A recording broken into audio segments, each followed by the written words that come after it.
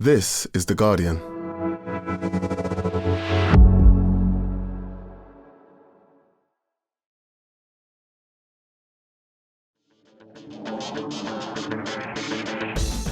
Hello and welcome to The Guardian Football Weekly. Could Spurs and Manchester United just do us all a favour and win some scrappy games so we can talk about something else? Last Friday now seems like an inopportune time to have written in Ange We Trust, the column. It normally takes months for Everton to score 3 times. On Sunday they managed it in a half. Meanwhile, Ruben Amorim sounds like someone you'd ignore on a phone-in, calling this the worst Manchester United in the club's history. A comprehensive, unsurprising victory for Brighton at Old Trafford. A good weekend in the title race for Liverpool, the most ever shots in an away game since records began, and Darwin Núñez scores with the last 2. Arsenal blow it at home to Villa, while Forest just creep over the line in the end against Southampton. Bournemouth put in one of the performances of the season, taking 6 fit players to Newcastle and hammering them. Man City smash Ipswich, and there are unsurprising wins for Palace and Fulham. All that, plus we'll pay tribute to Dennis Law, take your questions, and that's today's Guardian Football Weekly.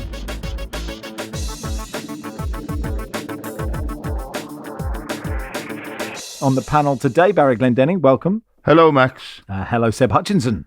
Hello. And good morning, Barney Ronay. Hello, everyone. So as I mentioned at the top, we do get a bit of stick for repeatedly talking about Spurs and Ange and Manchester United and Amorim, and they keep contriving of basically the same way to keep themselves at the top of part one of the running order. Well, I actually have news for you, Max. Joel this? and I have been working diligently behind the scenes without your knowledge. And today's entire podcast is going to be an Ange intervention on your behalf. Your parents will be joining us, your wife, your son, various. Helen Chamberlain is due to get in touch. Yeah. And we're going to try and gently let you know that column was the final straw. Enough is enough. You need to see the light, Max. Hi, it's Trevor Nelson here. I know.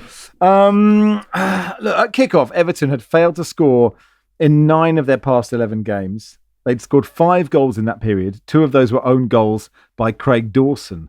You were there, Seb. Everton could have had 5 or more in the first half.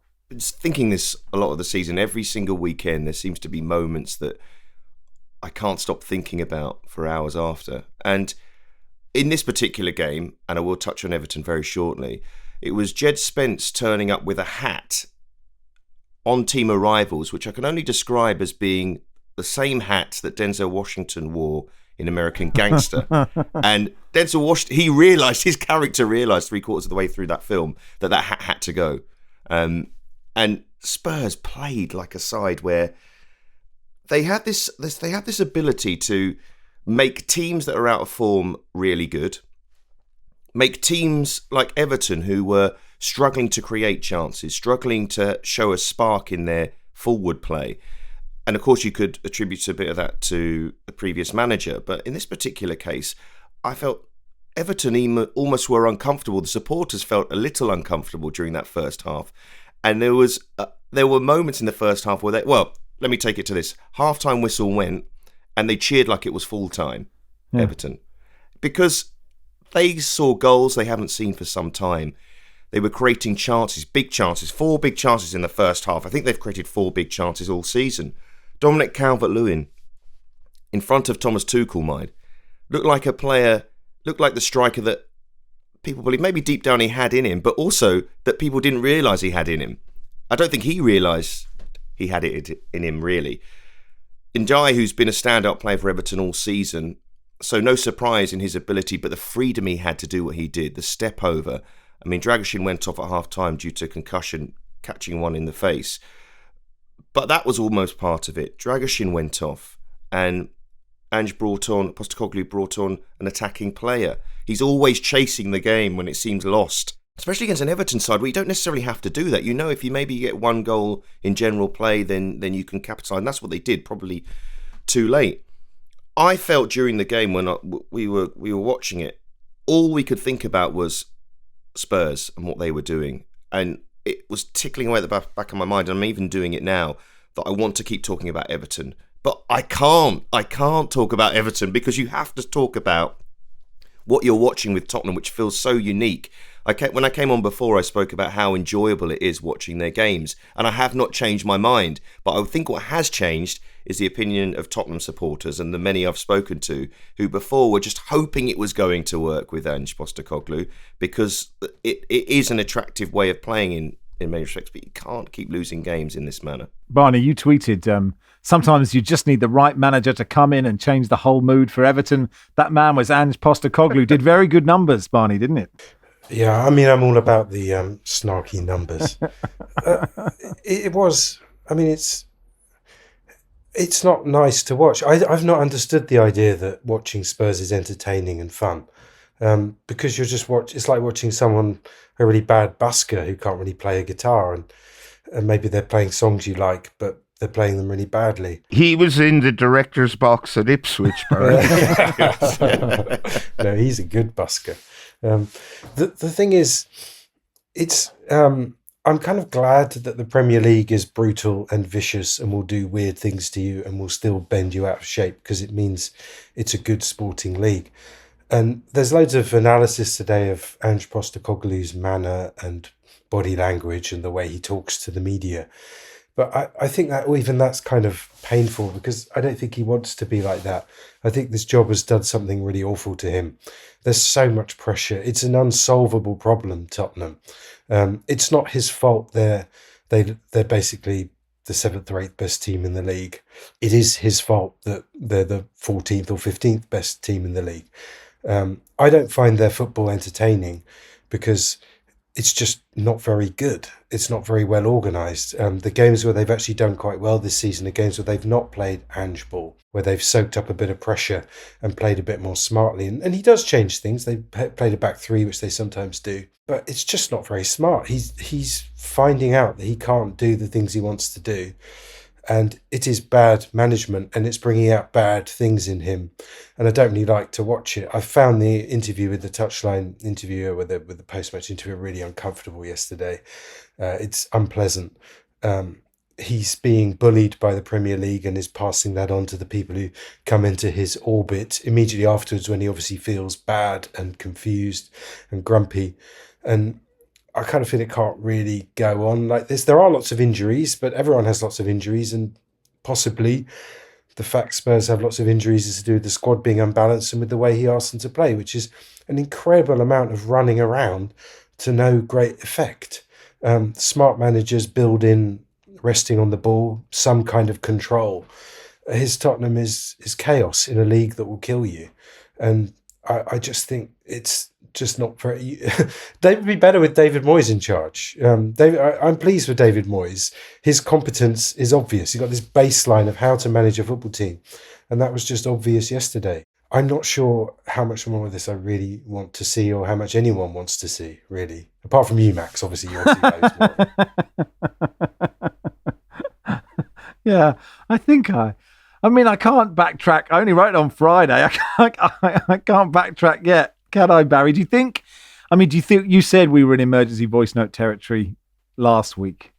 I mean, you sense that I might get a phone call at midnight saying you got some extra work to do? I think I'd probably do a backup one just to have in reserve as soon as we finish, to save you having to get out of bed later.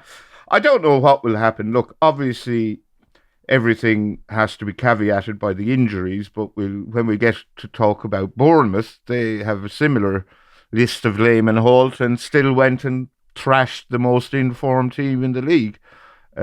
So that sort of paints Ange's excuse making, and he does. He's not as bad as Erik ten Hag, I think, but he does tend to harp on about the injuries a lot.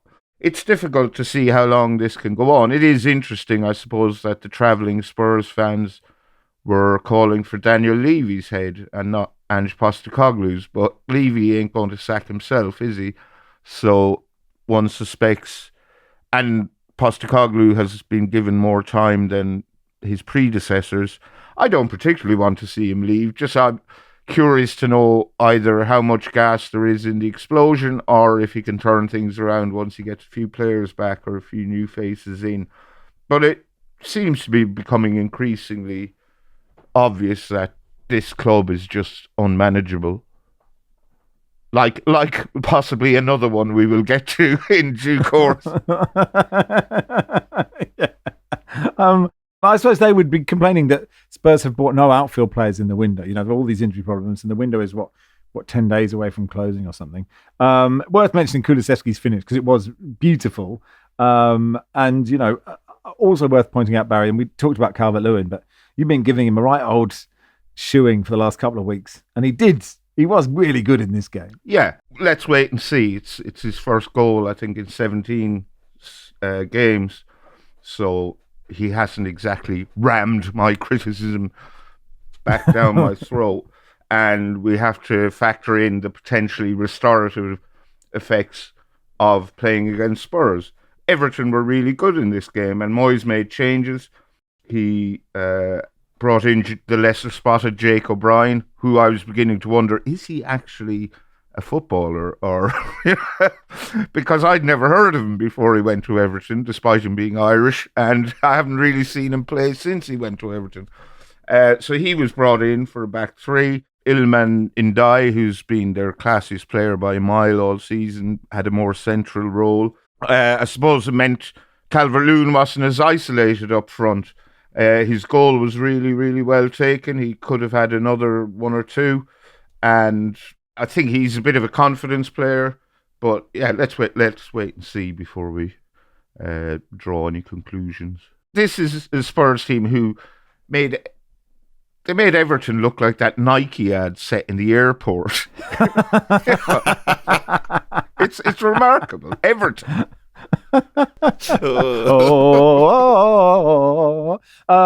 We should send our best wishes and our thoughts to the family and friends of Gary Brooke, former Tottenham midfielder, won the FA Cup twice with them, who passed away at the age of 64. The club said it was deeply saddened after learning of his passing following a lengthy battle with illness. To Old Trafford then, Manchester United won, Brighton 3. Ruben Amorim after the game said, look, in the last 10 games in the Premier League, we won 2. Imagine what this is for a fan of Manchester United.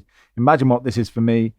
We are the worst team maybe in the history of Manchester United. I know you want headlines, but I'm saying that because we have to acknowledge that and to change that. Here you go, your headlines. Barney, is it good of him to give us these headlines? Does it take the pressure off the players, or is it trying to fire them up? I'm trying to work out or is he just incredibly honest? Yeah, it's a very arrogant claim, isn't it? We're not just bad, we're the worst ever. I mean, they are pretty bad. There have been some other bad Man United teams. This team is probably more interestingly bad because so much money's been spent on it and because it's coming at the end of this kind of imperial era, well, 10 years on from it. Maybe it's visualization, sports people love that, don't you? If you say it, it can come true. So maybe they can now become the worst ever Manchester United team. I mean, it's a way of saying this is not my fault because he's been there a few weeks. It's obvious that he's saying that. He's saying if they are the worst team ever, that can't be his doing.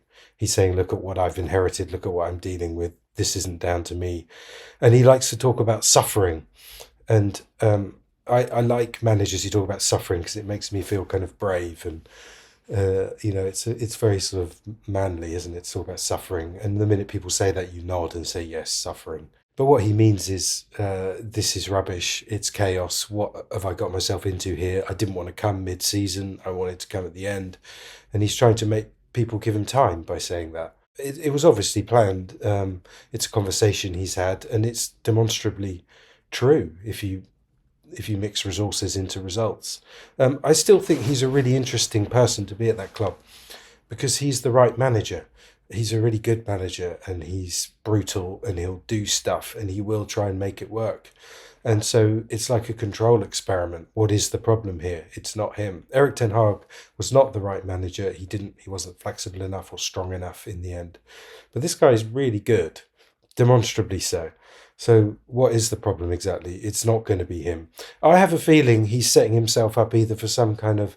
Because Manchester United, lest we forget, are supposed to be playing a style of football decided by a bunch of men called Dave and a chemicals billionaire. All this kind of ludicrous promises. Then they bring in this ultimate systems guy who just wants to play his way. And I think he's setting himself up to be either a short, sharp shock therapy where there's a bit of a power struggle with what are we actually going to do with this club next summer, and he either stays or goes, and his career will be fine. He'll move on and get another very good job. Or he's just trying to manage expectations, because they are terrible. They don't have the players to play the way he wants to play, and the way he wants to play is the way modern football is. They've got too many bad players on long contracts. But again, failure, we've talked about Spurs and Man United now a lot. Happiness writes white, as they say. Like, failure is grand, incredible, bruising, operatic failure is more interesting than just having a really good, well-organised team like Bournemouth. So we talk about it and watch it, and they were, once again, awesomely bad. Do you think we revel, Seb, in Manchester United being terrible because we are all people who grew up in the 90s? Give or take, and so it was hammered into us how good they are, or because they're one of the biggest football teams in the world, a mixture of those things? Well, it's just both those things. I think it's the situation whereby, and I think there's a generation just before that experienced that with Liverpool, where in the back of their mind, whatever happens, they do not want this side to be at the top of the tree again. And there's scores and scores of supporters of clubs all around the country, mainly because Manchester United have supporters all across the country and indeed the world. And I think they're in a situation now where Southampton outplayed them for vast majorities of the match at Old Trafford in midweek. This is a Southampton side that may go down as one of the worst in Premier League history, to the point where Ahmad's hat-trick in that game was greeted as if it was Solskjaer winning in the Champions League final. There was a reaction to it that, we're back. Squeezing past an Arsenal side that couldn't take their chances in the FA Cup was seen as a turning point, that Xerxes seen as an excellent signing. And that's the situation they're in at the moment. Every time there's a little moment of goodness for them, they jump on it and expand it. And as you said, for Spurs, read Manchester United in the fact that we cannot spend enough time talking about their opposition on this game.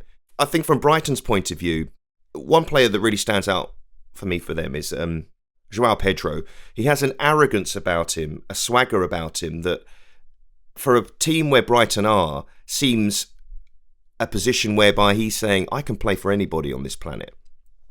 He's a bit of a diver, let's be frank. He does go down quite easily, but it's the way he is around the pitch. And there was a moment in that game, he had a goal disallowed whereby the ball went into the box and there was a sound from the crowd, which is one of my favourite in football, which is that way sound from the Manchester United supporters. They didn't wait long enough because a second later the ball was in the net. And foolhardy from Manchester United supporters, but they're just in this position. They don't know what to cheer anymore, what to get excitement from. I'm going back to talking about Manchester United. I've done it myself. Do you know what? Let's go back to talking about Manchester United. Well, actually, I was gonna talk a bit about Brighton because I thought Matoma as well. I mean, but he just had Mazraoui on toast, Barry, didn't he, in this game? And his first touch to take the ball away from him for their opening goal is absolutely brilliant. Yeah, Matoma, I mean, he's such a quality player and the very personification of what Brighton are all about, because he came from nowhere for nothing and has just lit up the Premier League. Him and Minta made the pitch big. United's defenders just couldn't handle them. The wing-backs struggled so badly. But this result, it's not a surprise. Brighton have won on their past 3 trips to Old Trafford with 3 different managers. They won 6 of their last 7 Premier League meetings against Manchester United. They have a better owner, they have a better CEO, they have better recruitment, better scouting, better players, a better team, and possibly, it's too early to say, a better manager. And they also have a much better stadium. So, going on all available, and they don't have any debt. By all available evidence, they are, apart from reputation, they are a much classier operation than Manchester United in every single department. They invest in their women's team as well, don't they? And they probably have a Christmas party as well. So, It's interesting. What Barry says is interesting because it's a good season, isn't it? This is a good Premier League season. And something has happened whereby, because of the PSR rules, which are very unpopular with some people, because of the sheer amount of money that comes into the league to every club, it's now much easier to, in a way, to manage and run a small club. If you're Bournemouth or Brighton, you can basically play however you want. You can hire whoever you want. You can get players in who it's a sort of open relationship. You're gonna play well. You can go on to a bigger club if you want to. It's fine. We're happy with that. And managing Bournemouth or Brighton and running those clubs is much easier than managing these ridiculous old legacy institutions which have a trail of ghosts howling and whining in the eaves, expectations, and the idea you've got to sign superstars, you've got to have a famous manager. To run Bournemouth is great because you do get a lot of money. You can buy really good players. You can have a fantastic scouting operation. Nobody in the stand is telling you what to do other than go out, play nice football, give us a good spectacle. And running that simple, small, self-contained, they're almost like pop-up elite clubs is much easier and obviously much more fun for the players. Everybody in Manchester United or Spurs, they're absolutely haunted. It's like this is one of the worst experiences of their lives. People are looking at them and telling them what's wrong with them all the time. Whereas playing for a smaller club with a nice modern stadium in a kind of satellite town somewhere in the south with expert recruitment, everything's very good because you've got a smart owner who knows that this is actually going to make them money. The league deserves some credit for creating that. Because this is a really good season, and there's a Bournemouth Nottingham Forest. Is it a Bournemouth playing Nottingham Forest next week? Yeah. Which is kind of pretty much a European playoff game, and that's great and good, and actually points to a robust league and using the money well. So there's old founding principles of trying to share out the money properly, of trying to somehow manage what you can and can't spend. It's actually working in a weird way, and that's good, and we should be pleased about it. And probably we should just stop talking about the ghost ships and the kind of terrible, horror-stricken clubs that we watch every week, because this is good, and the league is actually good right now. May I ask, Barney, what ghost is haunting West Ham United? Because I don't know what sphere they sit in this whole picture. Well, they're interesting as well because they won a European trophy, although you wouldn't guess it, would you? Because of the amount of money coming into the Premier League and the fact that they could basically buy very good players.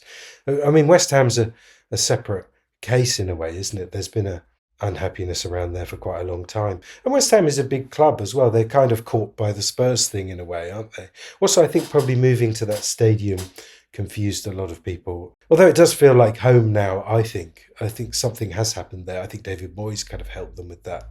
I mean, West Ham are going to be fine, aren't they? They're going to finish 10th or something, and that's probably about right.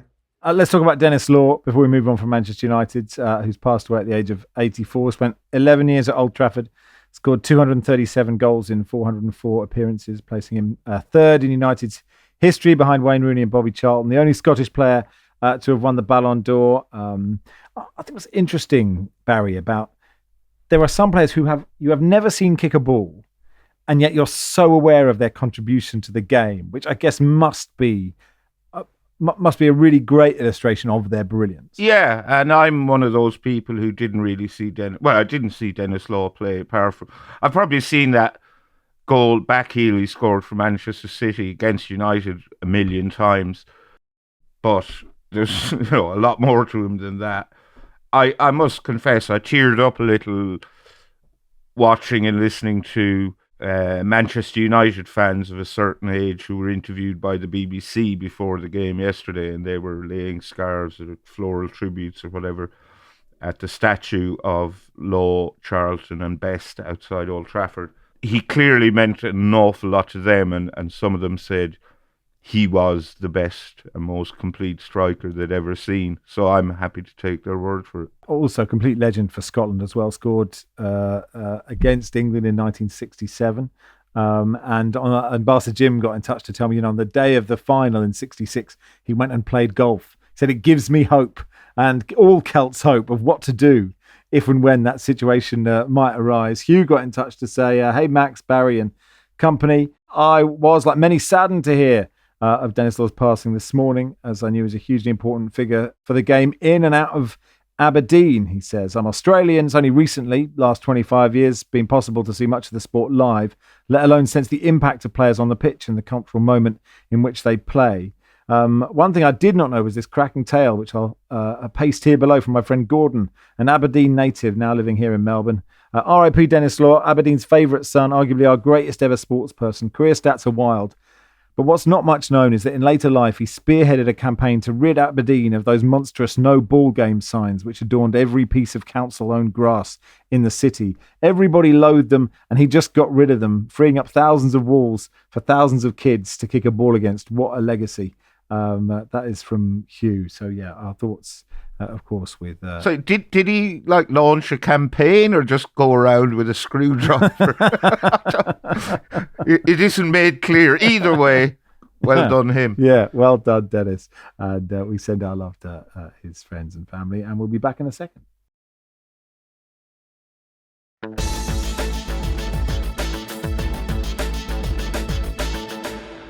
Welcome to part 2 of the Guardian Football Weekly. The title race then. Barney, you were at the G-Tech for a cold afternoon in which Liverpool left it late. Yeah, I mean, are you sure there's not more Spurs that we could talk about before this? Because the team that's, whatever it is, 14th in the league appears to be very interesting. Or some Man United, maybe. Is there any more Man United? Yeah. Yeah, I mean, I was... we can ask you some questions if you want. Well, no, we've already done that, but I had the feeling there were more.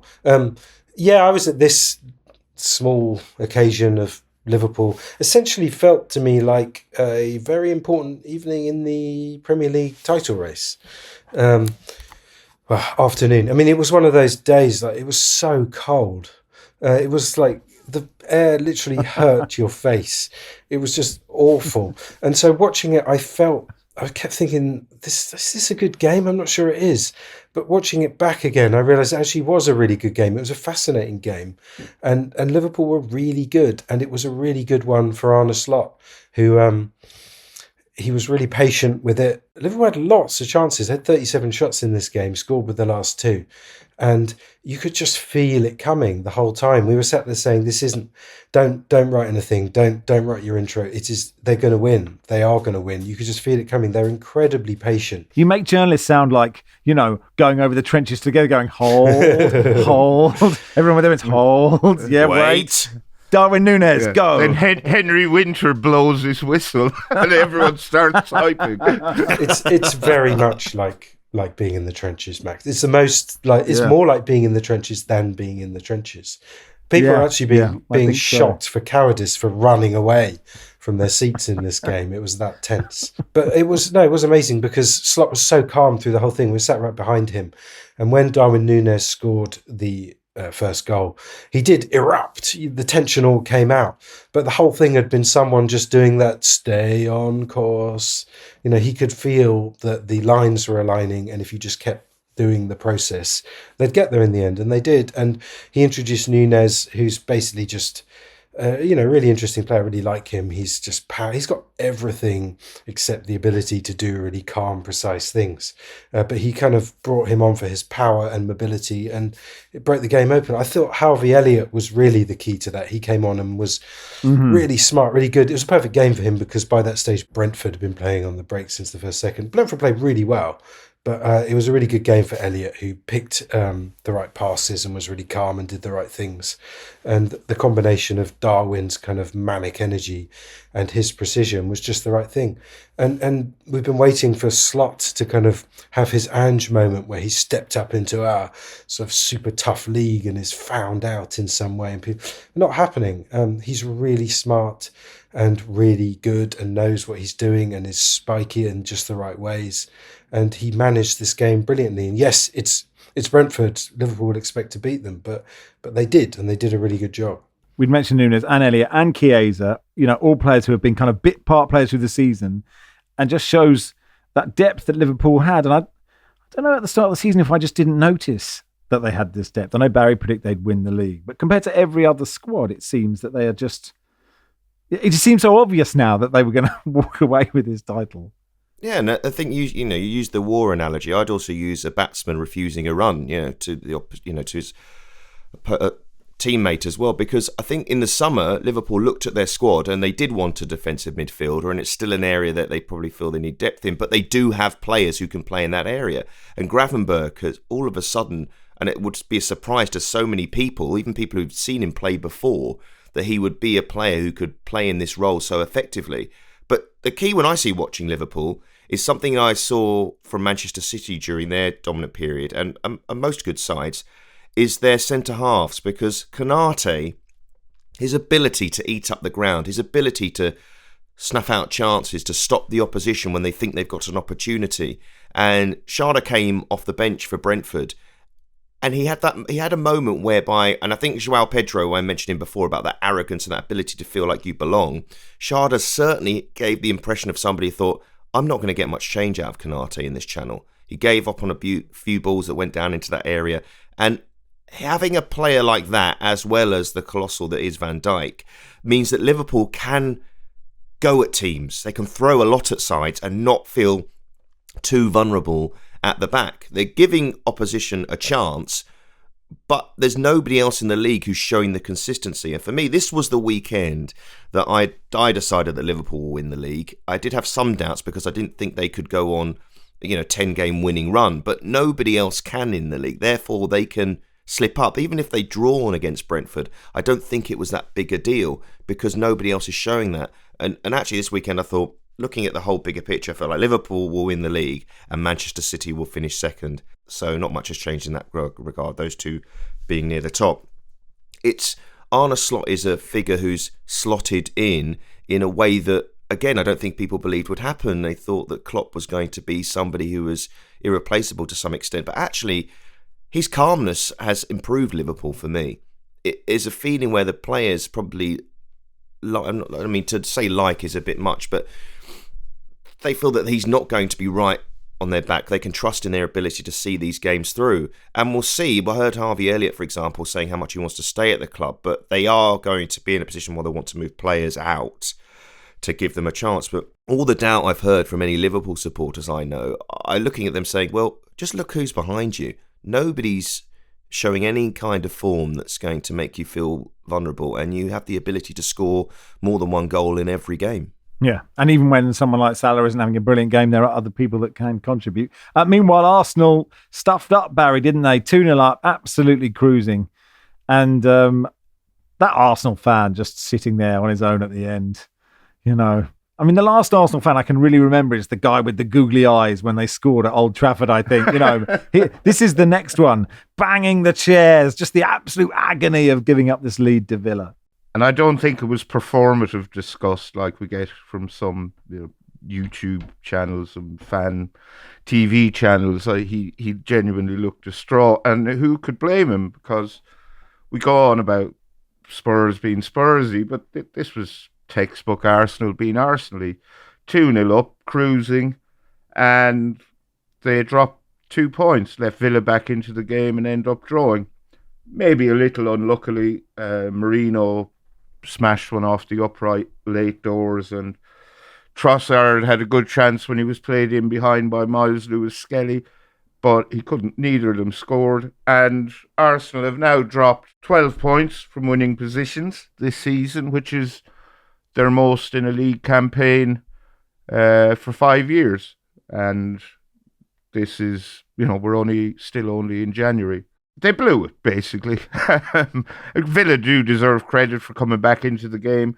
But even after Villa had equalised, Arsenal still had a good 20 minutes or more to get a winner, and they couldn't do it. And that's, I suppose, the difference between them and Liverpool. I think Barry's a bit harsh there on Arsenal being Arsenal-y. I don't think they blew it. I don't think they choked. I don't think they collapsed. They did, lose the 2-goal lead. But the players on the pitch sort of gave everything. Like, they really did. I think that all of the sort of narratives around it, like right down to the miserable guy in the stand, who I think is the same guy who was dancing last season. I think she's left him. I think that's what's going on there. That's the story. That's the story. Okay. It's all gone wrong. But I think it just comes back to the squad being too thin, and everything sort of springs from that. They're 2 players short. I often think back when I'm lying awake at night thinking about Arsenal, which is all the time, just every day, to Mikel Arteta sort of mocking the idea that Bukayo Saka needed a rest. That he had this very macho take that you got to play 70 games a season. Look at Messi, that's what happens. Forgetting, of course, that Messi, a lot of those games were pretty half speed, and also Messi's a genius. But it was like, you just got to keep playing. And now Saka's injured and he doesn't have a replacement, and that's the entire attacking plan basically gone. They're 3 players short, and that everything springs from that. And those players are tired, playing right to the edge of their capacities. Some of them not in form, should have had a rest. So they get close to, but not quite close enough to rescuing that game. And it's an interesting point because to the board, who haven't bought Alexander Isak, does it really matter? I mean, Arsenal are in the Champions League, Club World Cup. There's tangible improvements. They're a level up from where they were, and they haven't had to break the bank to do it.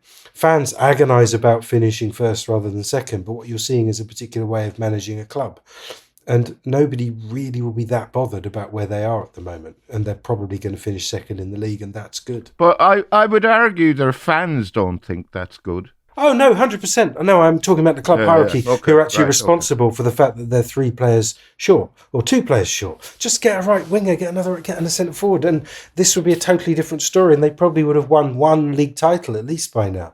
But they're playing the margins, and how good can we get while just about keeping it under control and not spending crazily? And in that sense, they're doing really well. They're doing a good Daniel Levy. Yeah, they missed William Saliba as well, and that sort of had to change who was playing where, and it meant that I think Partey was... He was playing right back. He's not a good right back. Arteta tried to do this at the beginning of last season, and it didn't really work. Partey, he's actually a good central midfielder, but not a good right back. And that's a kind of sign. I mean, they're just a bit short, and it's that moment between where the interests of fans and the interests of owners diverge so dramatically. What is and isn't success. I mean, I honestly believe that Daniel Levy could give you a really, really, really long answer about how his ownership has been a massive success at Spurs, and he'd probably convince you by the end. Seb, you talked about noises you like from the crowd and the way at Old Trafford. The noise of every Nottingham Forest fan saying "shoot" to Elliot Anderson and then him putting it in the corner was just so glorious. Yeah, it's wonderful. It's up there. I'm talking about noises I love in football. Obviously, I love that type of way, and I love that type of shoot. I also love the way of a big name opposition player. I remember seeing Spurs hosting Real Madrid, and Marcelo had a shot that went as high as you could possibly hit a shot.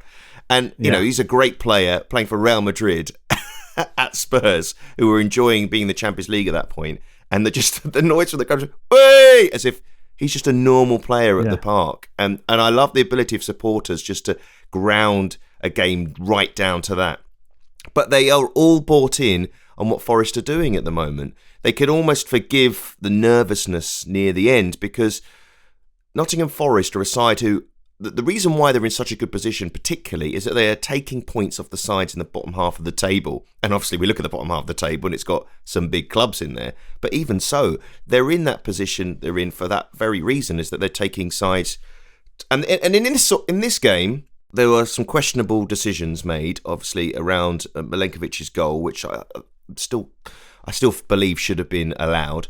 And they still are a side who defensively look quite strong. But Southampton, again, doing what they've done in so many games this season, a change in manager, but still playing out from the back, still making errors.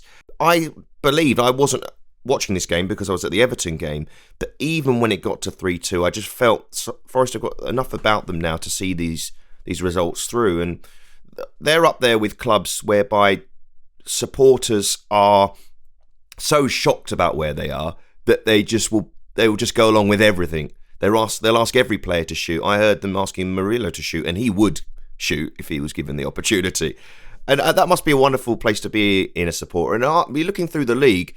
Are they the club? I mean, we've spoken about Brighton and Bournemouth and these, but are they the supporters that are the happiest right now in the Premier League? I'd say they probably are. Yeah, possibly. It was Hudson-Odoi's goal, actually, for the big shoot. I mean, they probably said it for Elliot Anderson as well. And then Chris Wood scoring because he always scored. Look, Southampton were very close, Barry, to a ridiculous comeback in this game. You know, that clearance at the end. Yeah, it took a remarkable goal line clearance from Ole, which I don't think got anywhere near enough credit on Match of the Day. But anyway, Southampton have definitely shown signs of life. I was hugely impressed with their performance against Manchester United the other day, until I wasn't, with 10 minutes to go.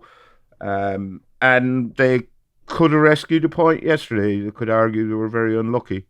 But the fact of the matter is that Ivan Juric has now lost his opening 5 league games. There is definite sign of improvement.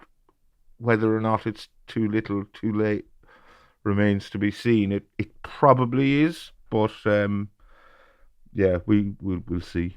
Yeah. Where do you sense Forest will finish, Barney? And more importantly, I think we've touched on this before, but I've forgotten where you've taken Nuno from his dying Jedi phase when he was at one of the aforementioned ghost ships to where he is now. The blood has just returned to his face. He's just there and alive and just full of joy. Yeah, he looks incredible, doesn't he? He's got this amazing smile, which nobody had ever seen before. He's having the absolute time of his life, and he is responsible for this. I mean, the way they play is tactically interesting. I mean, they defend deep, and they've got the best ball carriers in the league. They've got players who can run 20, 30 yards with the ball, and the Elliot Anderson goal was classic Forest.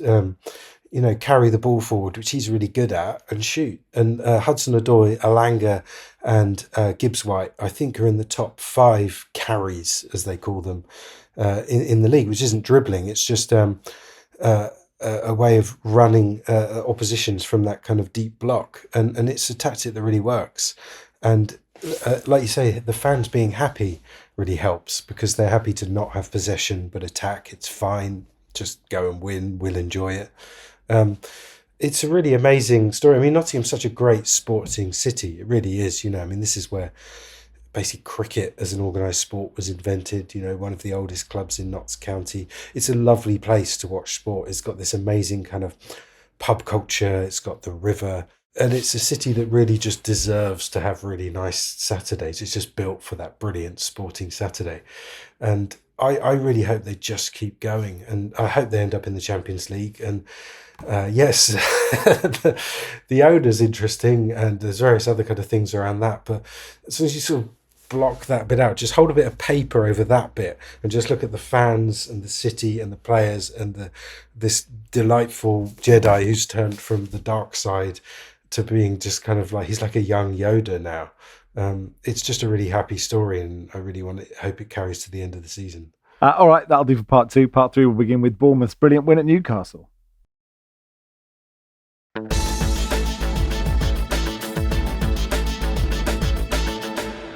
Welcome to part 3 of the Guardian Football Weekly. And I guess Bournemouth fans could be slightly disappointed to be only in part 3, given their performance at Newcastle, given that the coach had to leave at 2:14 a.m. to get there in this weather. And they went with 9 first-team players out. They had 6 teenagers with 0 Premier League experience on the bench, and said they battered the form team in the league. It was the performance of the weekend. Watched every minute of this one because did Forest obviously a couple of weeks ago, I think it was, and I called them the form side in the league at that time, but I had slightly forgotten about Newcastle because they were the form side going into this game, but they were also playing a side on one of the longest unbeaten runs in the Premier League. A side, if they turned some of those draws into victories, would be in the top 3. They are, from the first minute, David Brooks looked incredible. And I use the word incredible. He hit the first few touches he had of the football, I had to check it was him playing.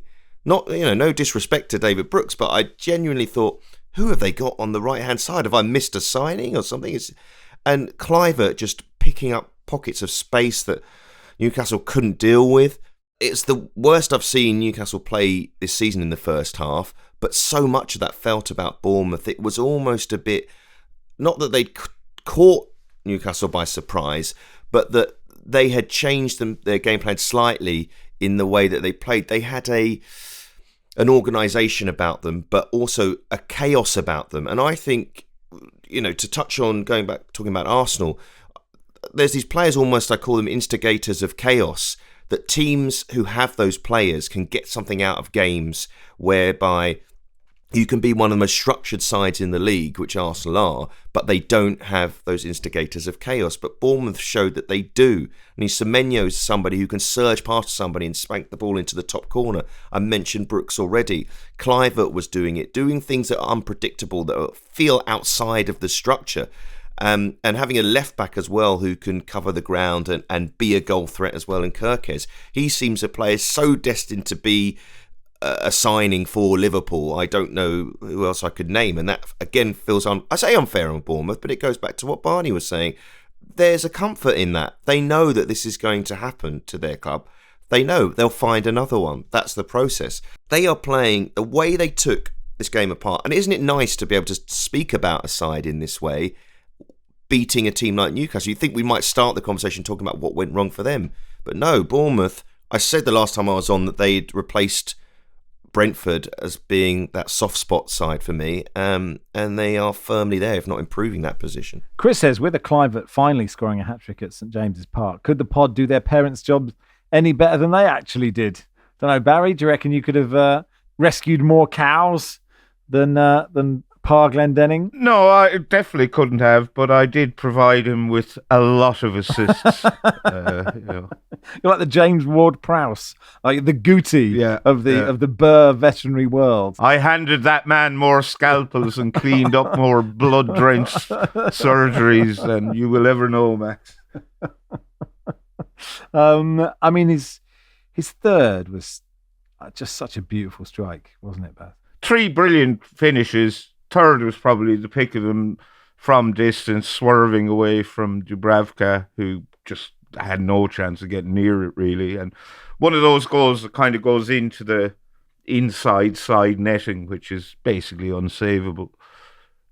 But a fine performance for him, and he was delighted to be told after the game that he had scored 2 more goals at St James's Park than his father did in his season playing for Newcastle. Yeah, but so many people in this side. I think you described them on a previous pod as the best team in the world, Barney. But like their centre backs are brilliant, aren't they? Sabani and Howson.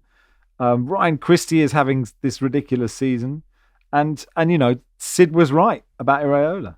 They've beaten Arsenal, they've beaten Man City, they've beaten Newcastle, I think they've beaten Spurs, who seem to be very important because people spend a lot of time talking. They must be good. And Manchester United, they've beaten them. Yeah, I mean, Bournemouth would have a fair chance of winning the Champions League if they were in it. Like, there's not a joke. Like, they are a really coherent team who fear nobody and are coming from a really good place of knowing exactly what they want to do, having very little pressure on them, and a really, really good manager, and players on the rise. They're just fantastic to watch. They're a point behind Man City, which isn't as good as it should be. Like, that should mean they're second in the league and pushing for the league title. But it's a really interesting dynamic that they can be that good, and it's really not a fluke. It just shows, as we've said on this pod, the demands of football. Sometimes there seems to be another way of doing it right now. Benjamin says, damn you for jinxing Newcastle by discussing him as title challengers on Thursday. They had won 9 in a row. Eddie Howe said they looked a bit tired. Do you think Joe Linton was a tiny bit lucky not to get a red card for that wild hack in the middle of some sort of fracas with some Bournemouth players? Anyway, to Portman Road, Ipswich 0, Man City 6. I mean, I loved the McAtee header. That little looping header was perhaps my favourite part of this game. But as 6-0s go, Barry, it wasn't they're never really fascinating, are they? But one team better than another team. I'll be honest, Max. I think when they went 3-0 up, I switched over to the UK Masters snooker final. It was an impressive performance by Manchester City. Phil Foden hitting his stride after a sort of spell in the doldrums a bit. I'm not going to read too much into it because Ipswich were overwhelmed and it was over as a contest by half time. But I do note with interest that City's next 6 Premier League games are against the Chelsea, Arsenal, Newcastle, Liverpool, Spurs and Forest. So that's everyone else in the top 6. And Spurs, who we have mentioned are very good, but do seem to have the wood on City a bit. So Yeah. let's see how they are after that run of games. And actually, the bigger than this is the game on Wednesday against PSG. With that PSG at 25th, Man City at 24th. You need to be 24th to get into the playoffs. So, like, both of these sides absolutely need this. It'll be fascinating to see. Yeah, I'm going to that one. It's going to be fantastic. PSG are very, very pent up about it. There's been a lot of talk. They've been talking about it for about 2 weeks. Really? It's their season, really. Yeah. I can't wait to watch it. And I suppose, interestingly, like, I don't know when I last said that about a Champions League group game. So, but perhaps this new league is a good thing. But we'll get to that on Wednesday and Thursday. So we talked briefly about the Erling Haaland mega contract. His previous included a release clause, had been due to expire in 2027. This one will keep him at the Etihad till 2034. Actual finances, subject to rumour, reported to be around $500,000 a week, uplift on his current measly £400,000 a week. I mean, interesting because of when the charges are sort of ongoing, Seb. And it seems silly to say $500,000 a week is when we have the discussion about whether footballers are paid too much, because, if I was on 250 grand a week, I mean, by week 4, I'd be struggling of things to buy. I'd have enough Haribo, frankly, But yeah, I mean, this industry that I was going to say we love. There's mixed opinions about that, but the main reason why we like football so much is the players, and Haaland is one of the best players, and therefore in an industry that generates the amount of money that it does, those people effectively get paid the most money. That's it. I've read it slightly differently with this contract. This idea that City know that they're going to get off or whatever with all their cases. The other way is just getting your player signed up and paying the big money now and getting it locked in before you receive your big fine or before you receive something that says you can't buy any more players or can't buy any more strikers or whatnot. So I think there's too much reading into that per se. What I particularly liked about Haaland, considering the season he's had, he was particularly humble for somebody, being asked about the amount of money you're going to be paid and being asked repeatedly to basically say, why have you signed this contract? And I don't really think anybody needs to be asked a question about that. I think it's quite clear that if you're tied somewhere for 10 years on that amount of money, with the possibility that you can leave, really, you can just not play very well, or you can just, I'm not saying you could fake an injury, but football's a unique situation where it doesn't actually, a player has so much freedom in that respect. There's also this idea that the Diarra case, that perhaps maybe transfer fees will disappear in their current guise, and there'll be a situation whereby you just have to compensate a club for the remaining time left on the contract, and that's the value, and therefore Haaland's value remains really high because of the length of time he has. Maybe this is something that Chelsea know as well, and some clubs are aware of. So that's another way of looking at it. But if I was Haaland, I'd be happy. Chris says Palace are usually last on Match of the Day and the Guardian Football Weekly. Any chance of promoting us up the order? 1 defeat in 11, 3 wins in a week, 7 undefeated despite the absence of Adam Wharton. Mateta in the groove, and we've bought Millwall's best player. Worth a few minutes. I mean, you are 1 up from the bottom.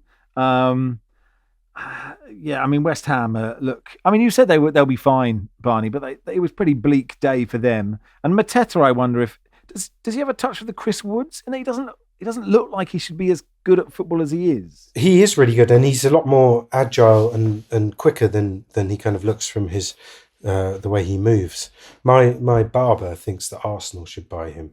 Right. He says there's one guy who's just an easy win, just underrated out there. He would score a lot of goals for Arsenal. Is your barber a Palace fan? Or you just get on? Well, he's an Arsenal fan, right, but okay. this is, and he obviously.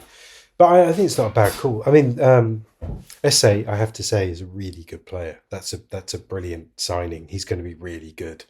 And it's really good. It's a really good for Millwall as well. It's really good that someone's come through, a young player like him, and there's an idea of a pathway, because that's not really been happening. There's loads of talent in South East London, but most of it doesn't want to go to Millwall for various reasons. So that's actually a really good win for everyone. And he's going to be really good. He'll play for England. He's very good. Mateta is one of my favourite names to say in commentary. Right. There's just something about the pattern of the name. Mateta! Yeah. It just works. Probably after Hutchinson, for obvious reasons, saying that name in commentary. That, to me, rolls off the tongue. I just like it when he has a chance. That's all I'm going to say. Who don't you like? Is there a name that you... Not because it's difficult to... Single syllable, one syllable names, like Kane, Yeah, Son. yeah. It's just not enough for me. I want to do something with the name. Right. Double barrel names work, but you can't say the first name then. Yeah.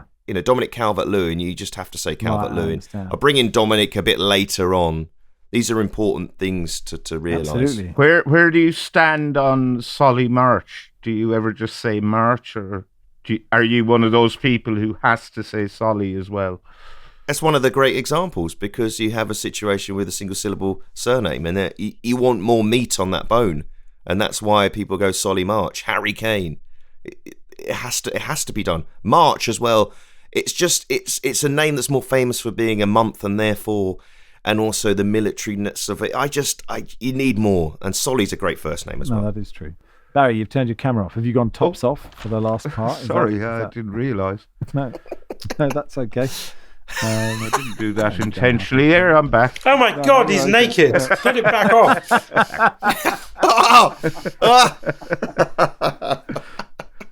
Leicester 0, Fulham 2. I mean, Leicester are in this doom spiral until, of course, Tottenham away next Sunday.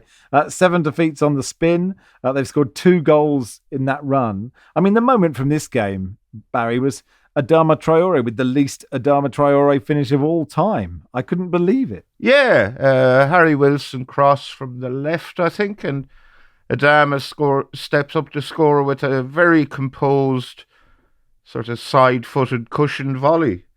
Past the Leicester keeper, and good finish, not one you'd expect from him. Very composed.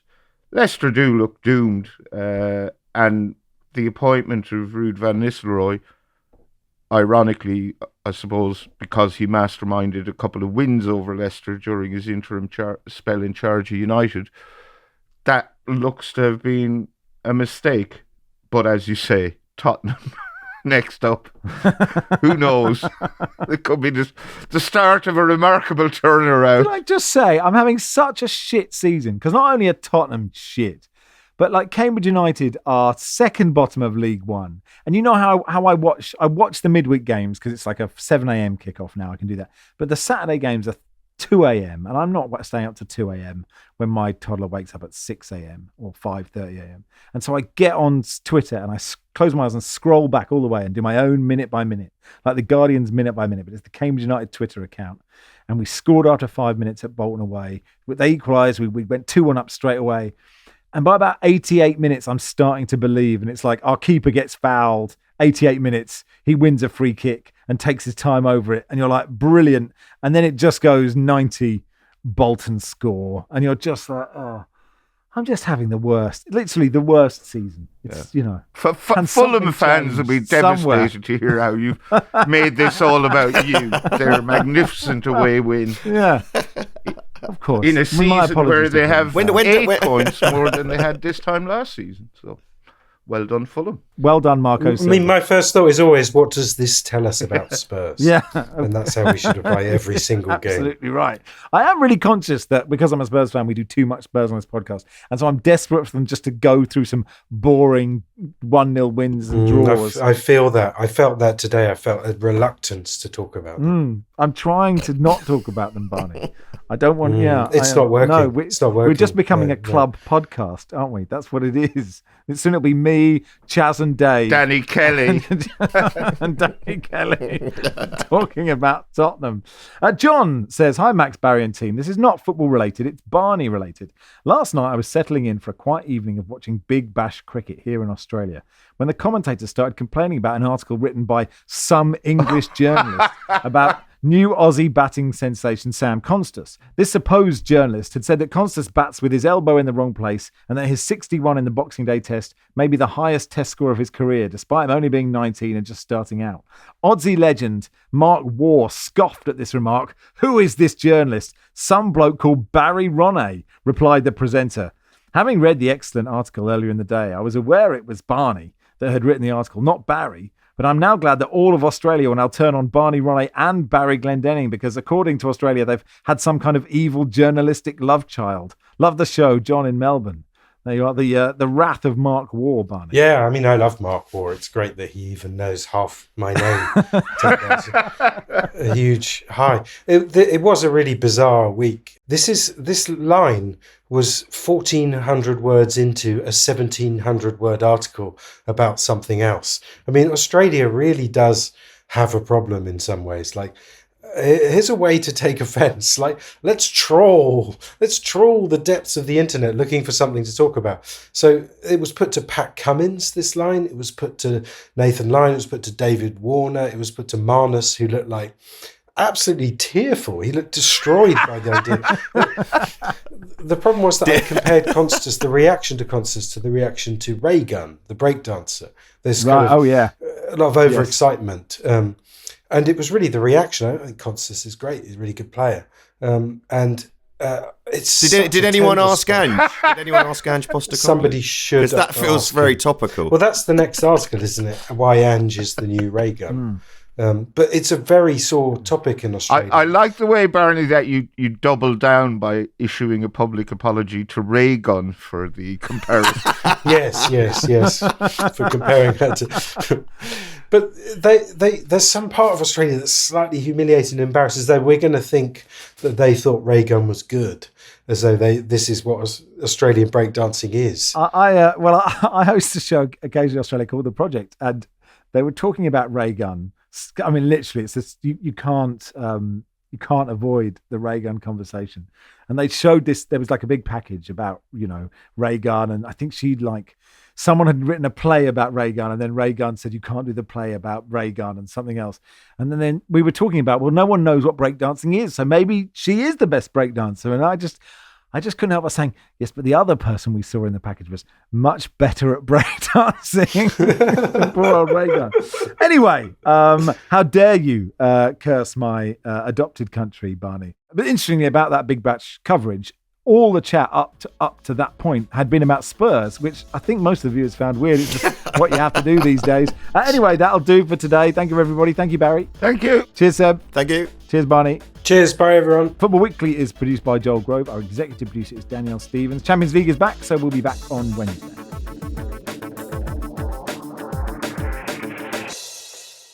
This is The Guardian.